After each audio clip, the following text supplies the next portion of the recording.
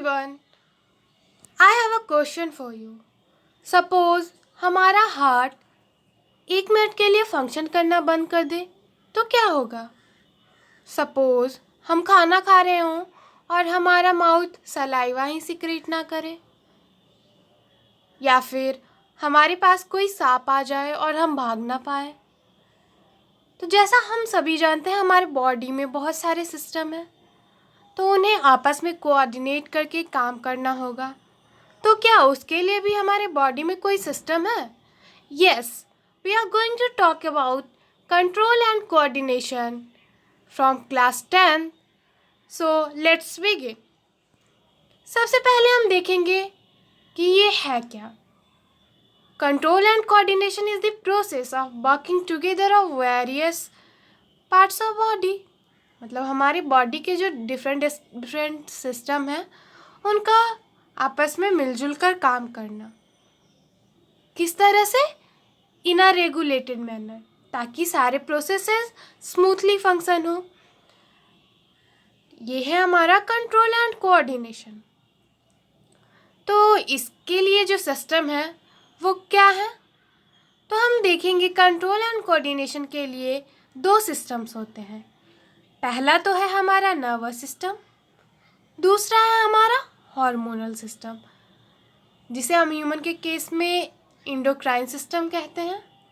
Yes, तो जो हमारा नर्वस सिस्टम है वो हम देखेंगे कि वो सिर्फ एनिमल्स में पाया जाता है, वो प्लांट्स में नहीं होते हैं।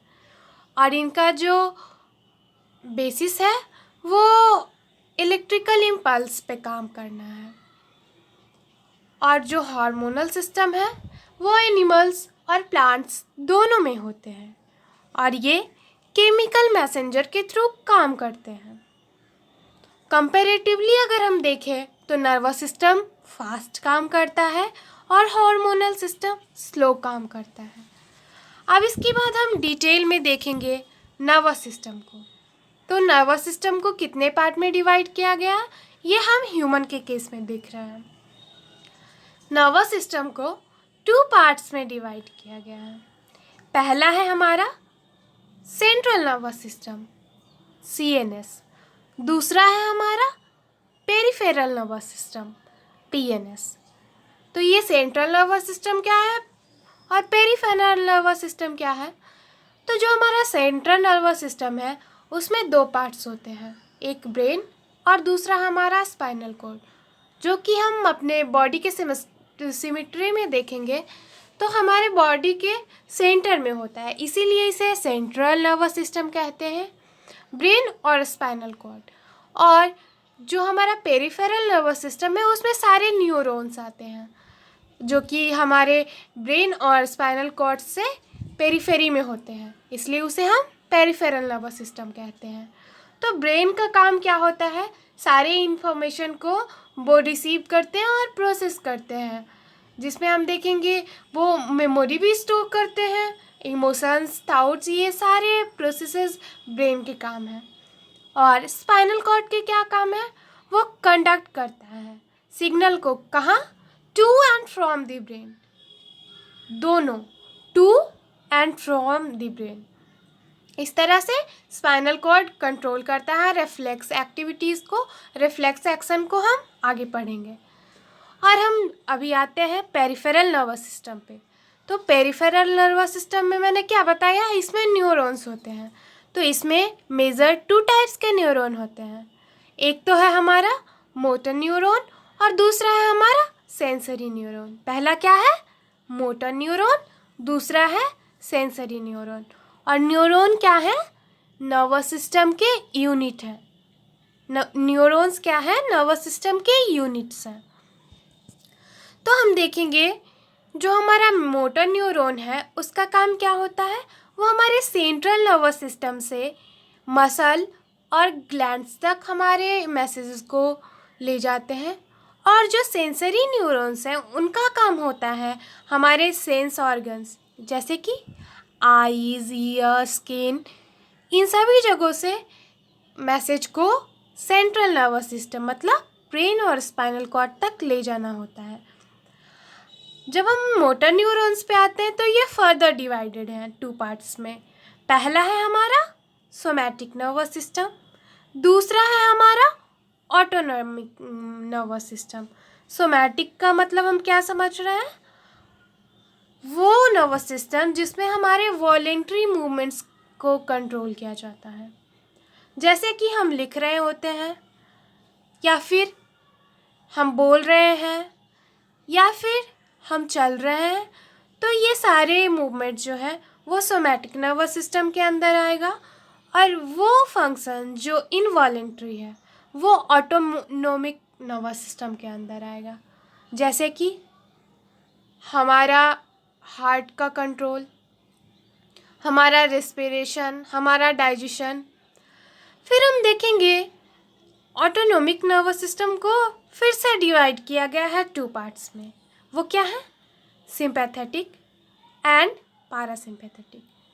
तो सिंपैथेटिक नर्वस सिस्टम वो है जिसे हम कभी कभी शॉर्ट में फाइट और फ्लाइट भी कहते हैं। मतलब वो कंडीशन जहाँ पे या तो हम फाइट करेंगे या तो हम फ्लाइट करेंगे। फॉर एग्ज़ाम्पल, सपोज़ हमारे पास में लायन आ गया, तो हम क्या कर सकते हैं वहाँ पे? लायन से क्या हम लड़ सकते हैं? हमारी कैपेसिटी है? नहीं। तो हम क्या करेंगे? वहाँ से भाग जाएंगे। एंड सपोज़ कि कुछ छोटा सा जानवर आ गया जिससे हम फाइट कर सकते हैं, तो हम उसको देख के डर तो जाएंगे लेकिन उससे फाइट करेंगे। तो इस कंडीशन में हमारा जो है सिंपैथेटिक नर्वस सिस्टम काम करता है।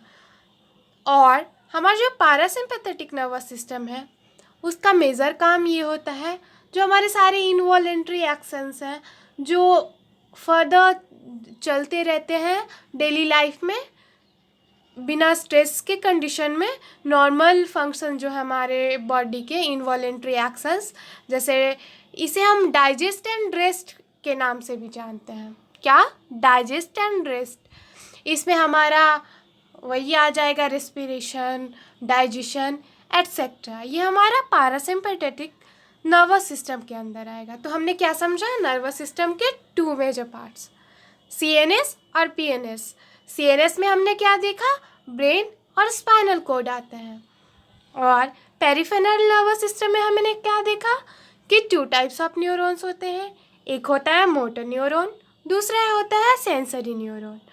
फिर उसमें हमने फर्दर देखा कि मोटर न्यूरॉन्स को सोमैटिक और ऑटोनोमिक नर्वस सिस्टम में बांटा गया है। सोमैटिक में हम वॉलेंट्री एक्शंस को देखते हैं, ऑटोनोमिक में हम लोग इनवॉलेंट्री को देखते हैं, जिसमें सिंपैथेटिक और पैरासिम्पैथेटिक नर्वस सिस्टम को हमने देखा। अब हम इस पिक्चर के थ्रू देखते हैं कि हमारा सेंट्रल नर्वस सिस्टम कहाँ है और पेरिफेरल नर्वस सिस्टम क्या है। हम बॉडी सिमेट्री को देखते हैं, तो बॉडी सिमेट्री हमारा कैसे होता है? बाइलेटरल, जो कि ऐसे बटा होता है हमारे बॉडी में। तो हम इस एक्सिस को देखते हैं, तो सेंटर में हमारा ब्रेन है और स्पाइनल कॉर्ड है, इसीलिए इसे सेंट्रल नर्वस सिस्टम कहा गया है। और ये जो सारे न्यूरॉन्स हम देख रहे हैं ब्लू कलर में, वो हमारा पेरिफेरल नर्वस सिस्टम के पार्ट है, इसीलिए हम लोग पेरिफेरल नर्वस सिस्टम कहते हैं, क्योंकि ये उसकी पेरिफेरी में है, सेंट्रल नर्वस सिस्टम के पेरिफेरी में है। अब हम आगे देखेंगे, न्यूरॉन हमारा क्या था? यूनिट था नर्वस सिस्टम का। न्यूरॉन यूनिट है नर्वस सिस्टम का। तो हम इसके एनाटॉमी को देखेंगे कि इसके मेजर पार्ट्स क्या हैं। तो हम जो ये स्ट्रक्चर देख रहे हैं उसमें हम देखेंगे कि सबसे पहले एक डेंड्राइट हमें दिख रहा है। ये जो सारे स्ट्रक्चर आउटसाइड में हम देख रहे हैं ये सारे डेंड्राइट्स हैं। इनका काम क्या होता है? मैसेज को रिसीव करना। फिर हम सेंटर में देखेंगे कि एक न्यूक्लियस भी है। फिर उसके बाद हम देखेंगे कि ये जो पार्ट है डेंड्राइट के बाद वो एक्सॉन है, और एक्सॉन ट्रांसमिशन में हेल्प करता है, जिसमें हम देखेंगे माइलिन शीट कभी होते भी हैं कभी नहीं भी होते हैं माइलिन। और यहाँ पे हम देखेंगे नोड ऑफ रेनवियर भी है, और इस माइलिन शीट में हम देखेंगे स्वान सेल्स भी होते हैं। और ये जो हम सोमा यहाँ पे देखें ये सेल बॉडी को ही बोलते हैं। और जो हमारा लास्ट पार्ट होता है वो है एक्सॉन टर्मिनल। तो हमने क्या देखा, डेंड्राइट होते हैं, फिर एक्सॉन होते हैं और फिर एक्सॉन टर्मिनल्स होते हैं। और ये जो हमारा पहला पार्ट था वो सेल बॉडी था, सोमा था। तो ये है हमारा न्यूरॉन का एनाटॉमी। फिर इसके बाद हम देखेंगे कि नर्वस सिस्टम काम कैसे करता है। कुछ मैसेज हम रिसीव करते हैं तो वो प्रोसेस कैसे होता है। तो हमने देखा था सेंसरी न्यूरॉन्स थे हमारे पास, मोटर न्यूरॉन्स थे हमारे पास। तो हमने क्या देखा था, सेंसरी न्यूरॉन्स का काम होता है सेंसेस से सीएनएस तक मैसेज को ले जाना। और फिर मोटर न्यूरॉन्स का काम क्या होता है, सीएनएस से सेंसेस तक, ऑर्गन ग्लैंड्स तक इस मैसेज को ले जाना। फॉर सपोज इस पिक्चर में जैसे हम देख रहे हैं, एक हॉट पैन है, सपोज हॉट वाटर है, इसमें हमने गलती से उसे टच कर दिया, तो हमारा रिफ्लेक्स एक्शन जो है इस आर्क में कैसे काम करता है इसे हम देखेंगे।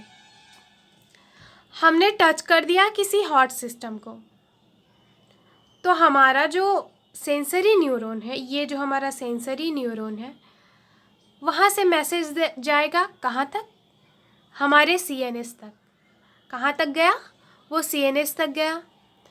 फिर वहाँ पे प्रोसेसिंग हुई कि हाथ को हटा लेना है, उन्होंने जो भी रिस्पांस देना होगा वो हमारे मोटर न्यूरॉन्स के थ्रू यहाँ के मसल्स को, हमारे हैंड के मसल को वो मैसेज ट्रांसमिट हो जाएगा। तो इस तरह से हमने देखा कि पहले कोई स्टिमुली आएगा, वहाँ पे हमारा सेंसरी न्यूरॉन काम करेगा। सेंसरी न्यूरॉन उस मैसेज को लेके जाएगा हमारे सेंट्रल नर्वस सिस्टम तक, जहाँ पे वो मैसेज प्रोसेस होगा। फिर वो मैसेज से हमें ये बताएगा ब्रेन कि हमें क्या रिस्पॉन्स करना है, और वो रिस्पॉन्स करने के लिए मैसेज किसके थ्रू जाएगा, मोटर न्यूरॉन्स के थ्रू। तो ये मोटर न्यूरॉन्स जो है वो हमारे इफेक्टर तक आएगा, मतलब हमारी मसल्स तक या ग्लैंड्स तक आएगा कि हाथ हटाओ भाई। और ये इफेक्टर था, और जो हमारा जहाँ पे हम सेंस कर रहे हैं उसे हम रिसेप्टर भी कहते हैं। तो अगर हम देखें कि ये आर्क कैसे काम करता है, सबसे पहले हमारे पास एक रिसेप्टर होगा फर्स्ट नंबर में, फिर दूसरे नंबर में हम देखेंगे कि सेंसरी न्यूरॉन्स होगा, फिर तीसरे नंबर में देखेंगे कि वो सीएनएस तक जाएगा, फिर चौथे नंबर में रिले न्यूरॉन्स जो कि हमारे ब्रेन में होगा वो होगा, फिर पाँचवें नंबर पर हम आएंगे तो हम देखेंगे कि हमारे पास मोटर न्यूरॉन्स थे, उन्होंने काम किया, एंड एट लास्ट इफेक्टर जो हमारे थे वो काम किए। तब हमने हाथ को खींच लिया वहाँ से कि नहीं, यहाँ पे नहीं रखना है। तो इस तरह से हम लोगों ने देखा कि रिफ्लेक्स एक्शन कैसे काम करता है। अब हम इसके बाद देखेंगे कि जो रिसेप्टर्स थे वो क्या है। वो receptor are the specialized tips of the nerve fibre that collect information to conduct by the nerves. मतलब कि हमारे सेंसेस जो है, रिसेप्टर्स जो है वो सेंस करते हैं, तो ये टिप है, स्पेशलाइज्ड टिप है जो सेंस करेंगे हमारे, और वो कंडक्ट करेंगे नर्व्स तक हमारे मैसेज को। तो ये कितने टाइप्स के होते हैं। एक तो होता है हमारा फोनो रिसेप्टर। फोनो मतलब साउंड, तो ये किससे रिलेटेड होगा, हमारे ईयर से। तो जो फोनो रिसेप्टर हैं वो साउंड को कलेक्ट करते हैं, और इनका फंक्शन क्या होता है, हियरिंग का। और दूसरा फंक्शन होता है बैलेंस ऑफ बॉडी, मतलब बैलेंसिंग ऑर्गन कौन है हमारे बॉडी का, ईयर्स है। फिर दूसरा हम देखेंगे फोटो रिसेप्टर। फोटो मतलब क्या, लाइट। तो लाइट हम कहाँ से स्टिमुलेट करेंगे, कहाँ से स्टिमुलेट होता है, आइज़ के थ्रू। फोटो रिसेप्टर हमारे आइज़ में होते हैं, और ये रिस्पॉन्सिबल होते हैं विजुअल स्टिमुलस के लिए। फिर हम देखेंगे थर्मो रिसेप्टर। थर्मो मतलब टेम्परेचर, हीट, पेन, टच। तो ये सारे स्टिमुली जो है वो थर्मो रिसेप्टर से रिसीव होते हैं। फिर हम देखेंगे ऑल्फैक्टरी रिसेप्टर्स। ऑल्फैक्टरी रिसेप्टर्स क्या हैं? जो हमारे स्मेल से रिलेटेड होते हैं, हमारे नोज से रिलेटेड होते हैं। कहीं से अच्छा अच्छा खाने का खुशबू आ रहा है तो ये क्या है, हमारा ऑल्फैक्टरी रिसेप्टर इसे रिसीव कर रहा है। फिर उसके बाद एक आता है गस्टेटरी रिसेप्टर, मतलब जो हमारे टंग से रिलेटेड है। हमारे टंग पे क्या होता है, टेस्ट बड होते हैं और ये टेस्ट से रिलेटेड होता है। हमने पहले खाना को सूंघा फिर उसको खाया, तो वो उसका टेस्ट हमें कहाँ से पता चलता है, हमारे टंग से। तो इस तरह से हमने देखा इतने टाइप्स के रिसेप्टर्स होते हैं, फोनो receptors, photo receptors, thermo receptors, olfactory receptors, gustatory receptors. Okay, इसके बाद हम ह्यूमन ब्रेन पे आएंगे। तो ह्यूमन ब्रेन को इस पिक्चर में हम जब देखते हैं तो हमारे ह्यूमन ब्रेन को मेनली 3 पार्ट में बांटा गया है। पहला है हमारा फोर ब्रेन, दूसरा है हमारा मिड ब्रेन और तीसरा है हमारा हाइंड ब्रेन। फोर ब्रेन को लार्जेस्ट माना जाता है अमंग ऑल दिस 3 और मिड ब्रेन को सबसे स्मॉलेस्ट माना जाता है। फोर ब्रेन में हम कौन कौन से पार्ट देखेंगे, हाइपोथैलेमस देखेंगे, सेरेब्रम देखेंगे, और जो हमारा हाइंड ब्रेन है उसमें हम क्या देखेंगे, पॉन्स, मेडुला और सेरेब्रम को। तो इसके फंक्शंस को हम बाद में देखेंगे। पहले हम देखते हैं पार्ट्स ऑफ ह्यूमन ब्रेन। तो जैसा मैंने बताया कि 3 पार्ट्स में डिवाइडेड है, फोर ब्रेन, मिड ब्रेन और तीसरा हाइंड ब्रेन। फोर ब्रेन को क्या कहा था, largest part of the brain. It is the anterior part of the brain, जो हमारा सबसे अगला हिस्सा जो होता है ब्रेन का, हमने पिक्चर्स में देखा ये सबसे आगे है। कहाँ है, सबसे आगे है, इसलिए इसे फोर ब्रेन कहते हैं। इसमें हमने कौन कौन से पार्ट्स देखे, सेरेब्रम देखा, हाइपोथैलेमस देखा और थैलेमस देखा। तो हमारे फोर ब्रेन के मेजर फंक्शन क्या होते हैं, control reproductive function, body temperature, हमारा इमोशन, हमें भूख लग रही है, हमें नींद आ रही है, ये सारे फंक्शन कहाँ से कंट्रोल होते हैं, फोर ब्रेन से। Body temperature, emotion, hunger, sleep, reproductive function सारे हमारे फोर ब्रेन से हैंडल हो रहे हैं। फिर हम देखेंगे मिड ब्रेन। मिड ब्रेन क्या है, स्मॉलेस्ट पार्ट है और सेंट्रल पार्ट है, क्योंकि हमारे एंटीरियर में क्या था, फोर ब्रेन, फिर उसके बाद क्या आएगा, मिड ब्रेन, लास्ट में क्या आएगा, हाइंड ब्रेन। तो ये सेंटर में होता है और स्मॉलेस्ट होता है। इसमें हम देखेंगे टेक्टम और टेगुमेंटम होता है। जो टेक्टम है वो sensory information from ear to cerebrum तक ये कंडक्ट करता है। रिफ्लेक्स मूवमेंट में ये हेल्प करता है। किसका reflex movement, of head, eyes and neck muscles. फिर टेगमेंटम में हम देखेंगे body movements, sleep, attention, different necessary reflexes. जो रिफ्लेक्सेज नेसेसरी हैं वो हमारे मिड ब्रेन में आ जाएंगे। लास्ट में हम देखेंगे हाइंड ब्रेन को। तो ये lower part of the brain है। ये क्या है, lower part of the brain है। इसमें हम क्या देखेंगे, सेरेबेलम को देखेंगे, मेडुला को देखेंगे और पॉन्स को देखेंगे। तो इसका काम क्या है, the 3 regions of hind brain coordinates, ये क्या करते हैं, कोऑर्डिनेट्स करते हैं for all processes necessary for survival. इनका मेजर पार्ट काम क्या है, सारे नेसेसरी प्रोसेसेस को वो कोऑर्डिनेट करते हैं।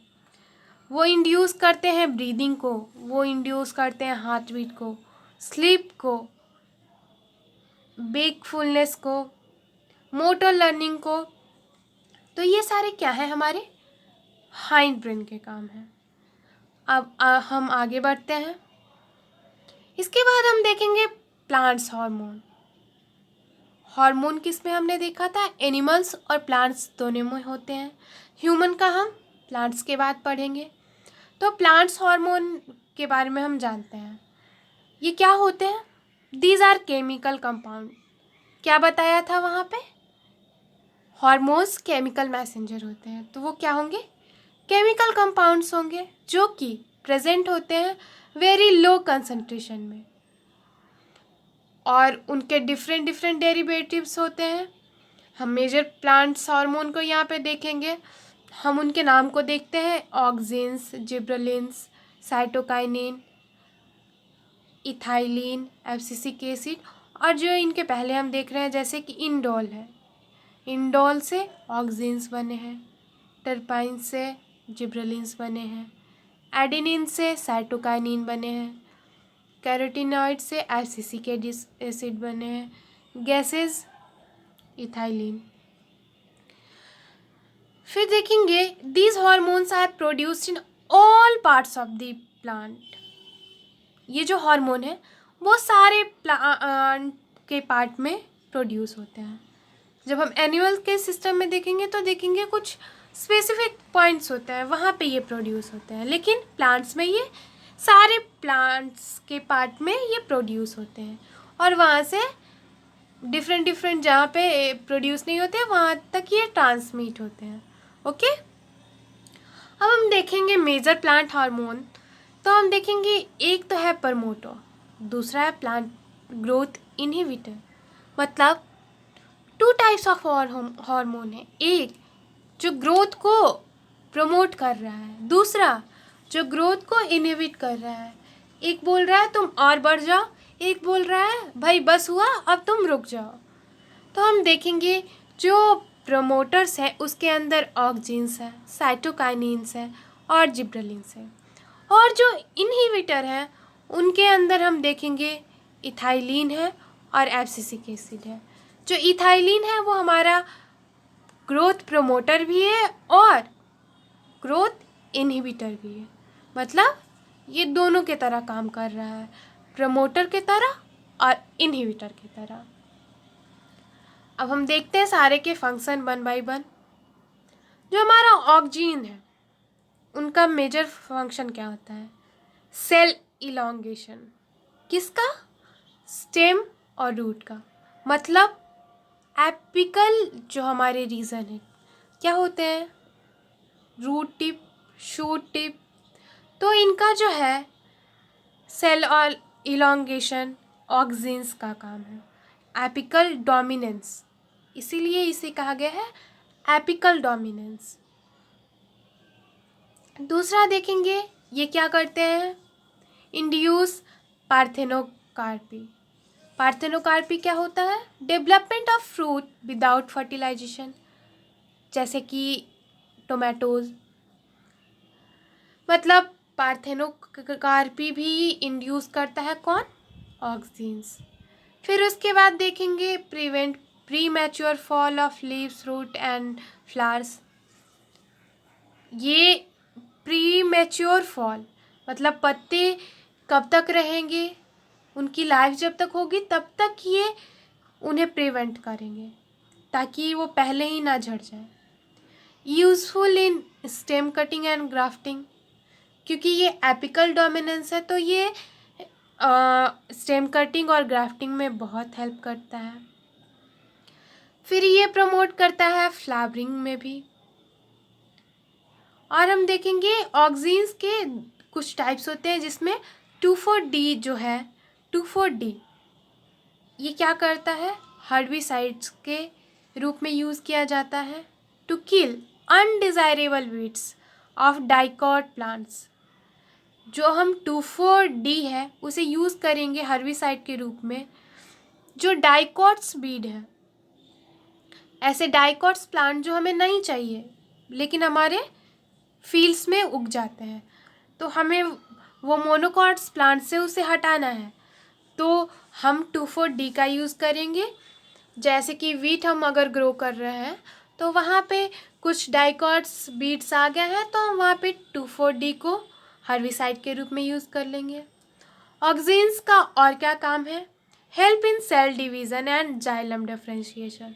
सेल डिवीज़न और जाइलम डिफरेंशिएशन। अब हम नेक्स्ट मूव करते हैं जिब्रेलिन्स के तरफ। सबसे मेन फंक्शन प्रमोट बोल्टिंग, मतलब sudden elongation of internodes just before flowering in roselet plants like cabbage beet. हमने देखा ऑक्सिन्स कहाँ पे काम कर रहे थे? एपिकल रीजन पे। जिब्रेलिन्स कहाँ पे काम कर रहे हैं? इंटरनोड्स पे। ये फिर क्या करते हैं? डीले सेंसेशंस, मतलब प्री मैच्योर फॉल, जो हम बोल सकते हैं प्री मैच्योर, जो एजिंग हो जाते हैं प्लांट्स में, तो इसे वो डिले करता है। ये भी इंड्यूस करता है पार्थेनोकार्पी में। Elongation of stem and reverses dwarfism, dwarf होने को, प्लांट को ड्वार्फ होने से ये बचाता है क्योंकि इंटरनोड्स पे ये काम करता है। फिर क्या है? Induce maleness in certain plants like cannabis, मतलब उसमें मेल फीचर डेवलप करते हैं। कौन? जिब्रेलिन। फिर क्या करता है? Induces the formation of hydrolytic enzyme, ये हाइड्रोलाइटिक एंजाइम के फॉर्मेशन को भी इंड्यूस करता है। ये सीड डॉर्मेंसी को ब्रेक करता है। अब नेक्स्ट आते हैं साइटोकाइनिन। तो इसमें हम क्या देखेंगे? लेटरल और एडवेंचर ग्रोथ होता है। जैसे कि हमने देखा इंटरनोड किससे हुआ? जिब्रेलिन से ग्रो हुआ। हमारा एपिकल रीजन ऑक्जीन से हुआ। अब लेटरल ग्रोथ की भी ज़रूरत है प्लांट को, वो कौन करेगा? साइटोकाइनिन करेगा। और ये मेनली हम देखेंगे अगर आर्टिफिशियल कंडीशन में, तो हम कल्चर डेवलप करते हैं तो साइटोकाइनिन का भी यूज़ किया जाता है। ये क्या करता है? Help in overcoming apical dominance, जो एपिकल डोमिनेंस ऑक्सिन्स के वजह से आ गया उसको भी ओवरकम करने में हेल्प करता है। फिर stimulate the formation of chloroplast, chloroplast भी बनवाता है लीव्स में। फिर ये क्या करता है? प्रमोट न्यूट्रिएंट मोबाइलाइजेशन, न्यूट्रिएंट्स को भी तो मूव करना है, तो साइटोकाइनिन इसमें भी हेल्प करता है। फिर लीफ सेंसेशंस, लीफ के एजिंग को भी ये डिले करता है। अब हम देखेंगे एब्सिसिक एसिड को। एब्सिसिक एसिड क्या करता है? Induce abscission of leaves and fruits. Abscission मतलब क्या होता है कि पत्ते जब एज्ड हो गए, अब उनमें कुछ ग्रोथ नहीं हो पा रहा है, तो वो क्या हो जाते हैं? झड़ जाते हैं। पतझड़ का सीजन जैसा हम जानते हैं कि उसमें पत्ते झड़ जाते हैं, तो ये क्या करता है? इंड्यूस करता है एब्सिशन। इनहिबिट सीड जर्मिनेशन, जो हमारा सीड जर्मिनेशन हो रहा था उसे इनहिबिट कर देता है। फिर induce senses in leaves, leaves को भी ये बूढ़ा कर देता है। फिर accelerate dormancy in seed, dormancy को भी बढ़ा देता है। Stimulate closure of stomata, stomata के क्लोजर को भी स्टिमुलेट करता है। फिर हम देखेंगे इथाइलिन को। ये क्या करता है? हेस्टेंस द राइपनिंग ऑफ फूड। हम देखते हैं कि हमारे यहाँ जो फ्रूट्स आते हैं वो इथाइलिन में पका होता है, तो ये क्या करता है? हेस्टेन करता है राइपनिंग में। इपिस्टेनी ऑफ लीफ को भी कंट्रोल करता है। Break seed and bud dormancy, dormancy को ये ब्रेक करता है। रैपिड इलॉन्गेशन में भी हेल्प करता है। सेसेशंस और एब्सिशन को ये प्रमोट करता है। रूट ग्रोथ और हेयर फॉर्मेशन को भी ये इंड्यूस करता है। फिर सम प्लांट्स में फीमेलनेस को भी ये इंड्यूस करता है। और उसके बाद हम देखेंगे apical hook formation in dicot seedling. Apical hook को बनाता है ये डाइकॉट सीडलिंग में, और ये जो फीमेलनेस ये इंड्यूस कर रहा था वो मोनोइसियस प्लांट्स में ये स्टिमुलेट करता है फीमेलनेस। कौन? इथाइलिन। इस तरह से हमने देखा सारे प्लांट्स हार्मोन के फंक्शंस को। अब इसके बाद हम चलेंगे एनिमल्स पे। एनिमल्स में क्या बोलते हैं? Endocrine system. Endocrine glands are also called as ductless gland, क्योंकि इसमें डक्ट्स प्रेजेंट नहीं होते हैं इसीलिए इसे डक्टलेस ग्लैंड भी कहते हैं। इनका मेजर फंक्शन क्या होता है? सारे बॉडी के वाइटल रोल को ये निभाते हैं। इंडोक्राइन ग्लैंड्स में, इंडोक्राइन सिस्टम में क्या होते हैं? हार्मोन्स, और इनका काम होता है सारे वाइटल रोल को परफॉर्म करना, जिसमें वो ग्रोथ और डेवलपमेंट भी करवाते हैं और हमारे नर्वस सिस्टम को सपोर्ट भी करते हैं। जब हम आते हैं कि कौन कौन से इंडोक्राइन ग्लैंड्स हैं हमारे बॉडी में, एनिमल्स में, तो देखेंगे hypothalamus, pituitary gland, pineal gland, thyroid gland, parathyroid gland, thymus, pancreas, adrenal gland and gonads. Gonads में हम देखेंगे टेस्टिस और ओवरीज भी आते हैं। तो हम इनके बारे में अब वन बाय वन देखेंगे। सबसे पहला हमारा है हाइपोथैलेमस। हाइपोथैलेमस ये क्या होता है? ये न्यूरो सेक्रेटरी सेल है हमारे ब्रेन का। इसका काम क्या है? ये कनेक्ट करता है किसको?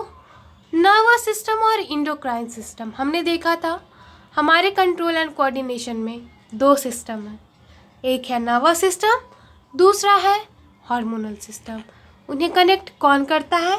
हाइपोथैलेमस।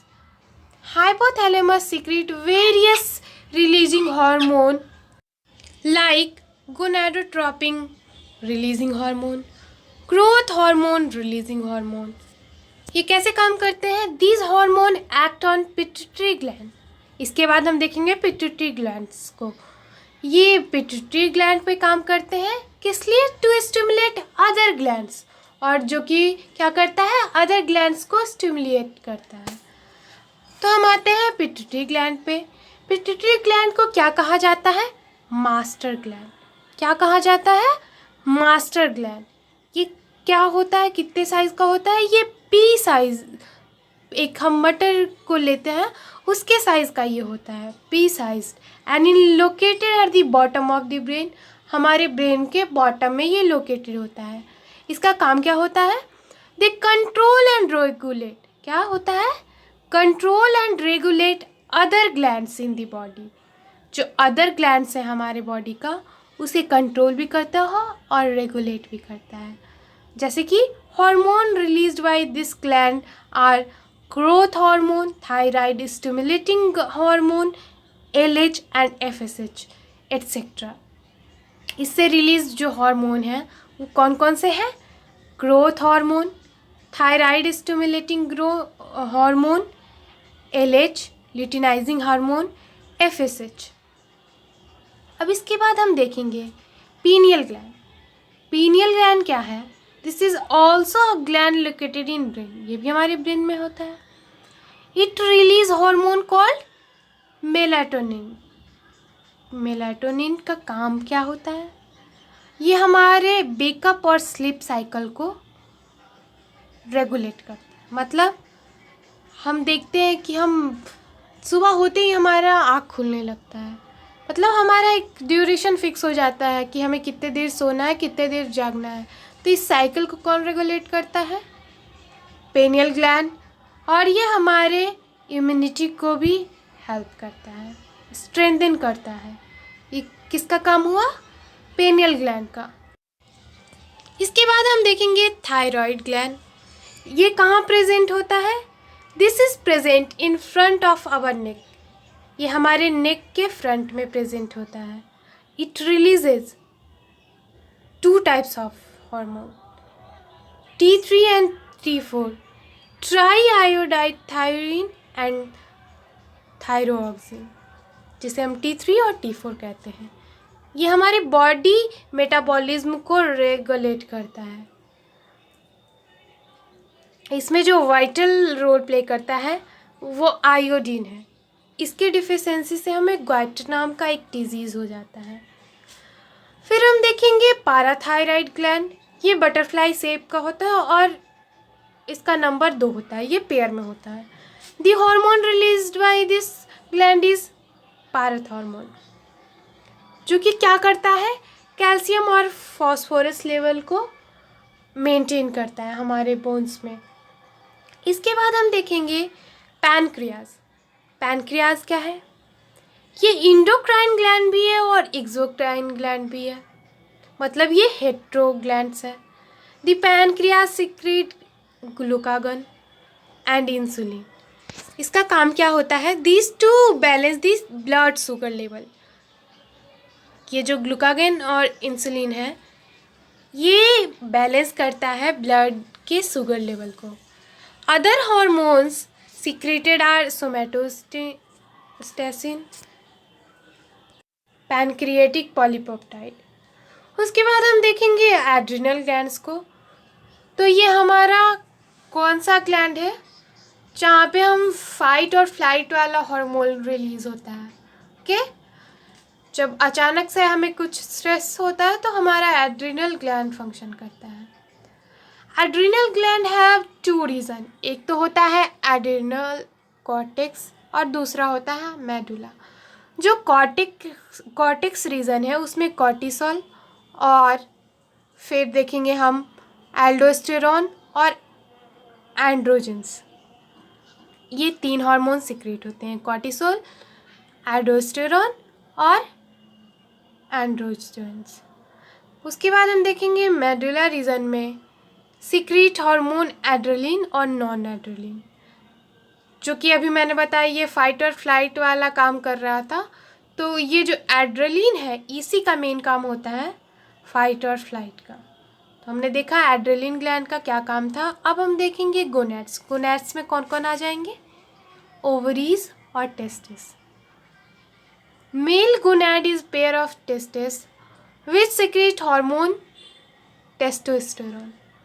जो हमारा मेल गोनेड्स है वो क्या सिक्रेट करता है, टेस्टोस्टेरोन।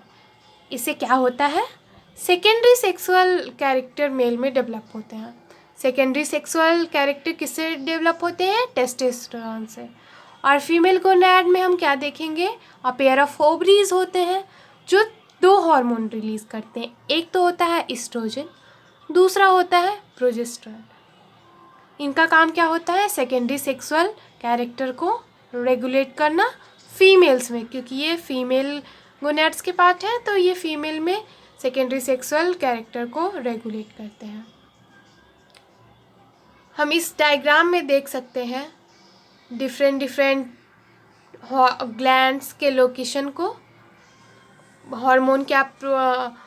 हार्मोन कौन सा ये प्रोड्यूस किया और इनके इफेक्ट क्या है, ये सारे हमने पहले डिस्कस किए हैं। वही सारे हार्मोन्स हैं, ये एक चार्ट के फॉर्म में हम देख सकते हैं। हाइपोथैलेमस है तो ये कौन सा हार्मोन प्रोड्यूस कर रहा है, एंटी डायरेटिक हार्मोन, जिसका इफेक्ट क्या होता है, acts on the kidney to regulate fluid function. Second हम देखते हैं पिट्यूटरी ग्लैंड है जो कि 9 different type of hormone release करता है, जो कि अल्टीमेटम वो क्या करता है, growth and regulate other glands. और फिर हम देखेंगे थायराइड, ये थायरॉक्सिन T3 T4 रिलीज़ कर रहा था जिसका काम होता है मेटाबॉलिज्म। फिर हम देखेंगे पैनक्रियाज जिसमें इंसुलिन और ग्लूकागोन जो कि ब्लड शुगर लेवल को मेंटेन कर रहा था। फिर हम देखेंगे एड्रिनल जो कि epinephrine, heart rate and blood pressure को ये मेंटेन कर रहा है। टेस्टिस जो है वो टेस्टोस्टेरोन को प्रोड्यूस करता है जो कि सेकेंडरी सेक्स कैरेक्टरिस्टिक डेवलप करता है मेल में, जिसमें है कि स्पर्म एंड मेल कैरेक्टरिस्टिक्स। और ओवरीज एस्ट्रोजन एंड प्रोजेस्टेरोन को रिलीज़ करता है जो एक और फीमेल कैरेक्टरिस्टिक को डेवलप करता है। तो इस तरह से हमने देखा ह्यूमन के इंडोक्राइन सिस्टम को। इस तरह से सारे एनिमल्स में, प्लांट्स में कंट्रोल एंड कोऑर्डिनेशन होता है, जिसमें हमने क्या देखा, पहला हमारा था नर्वस सिस्टम, दूसरा हार्मोनल सिस्टम। नर्वस सिस्टम सिर्फ एनिमल्स में प्रेजेंट होते हैं, हार्मोनल सिस्टम एनिमल्स और प्लांट दोनों में प्रेजेंट होते हैं। और ये सारे बॉडी के जो सिस्टम है उनको वो कंट्रोल करते हैं, फंक्शनिंग में कोऑर्डिनेशन करते हैं और हमारा बॉडी ईज़िली फंक्शन कर पाता है, स्मूथली फंक्शन कर पाता है। और इसमें कहीं भी कुछ लैगिंग होती है, कोई डिफिशियंसी होती है तो हमारे अंदर डिजीज़ डेवलप होते हैं। तो इस तरह से आज का ये चैप्टर कंट्रोल एंड कोऑर्डिनेशन ख़त्म होता है। Please like, share and subscribe. Thanks for watching. फिर मिलेंगे अगले वीडियो में। Thank you.